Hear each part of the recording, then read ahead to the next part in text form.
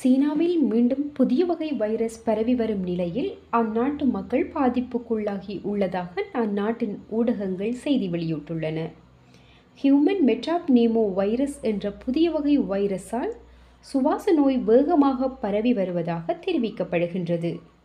COVID-19 தொற்றின் அறிகுறிகளைப் போலவே இந்நோயின் அறிகுறிகளும் இருப்பதாக தெரிவிக்கப்படுகின்றது. கடந்த 2019ஆம் ஆண்டில் சீனாவிலிருந்து பரவிய கோவிட்-19 வைரஸ் உலக நாடுகளை பெரிதும் பாதித்திருந்தது.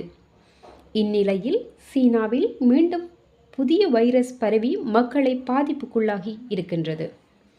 குறிப்பாக 14 வயதிற்குட்பட்டவர்கள் அதிகளவில் இந்த வைரஸால் பாதிக்கப்பட்டுள்ளனர்.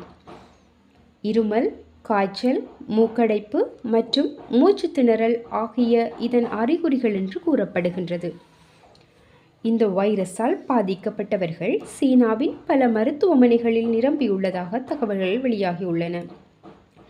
சீனாவில் பரவும் வைரஸ் பரவல் குறித்து தொடர்ந்தும் கவனம் செலுத்தி வருவதாக இலங்கை சுகாதாரத்துறையினர் தகவல் வெளியிட்டுள்ளனர்.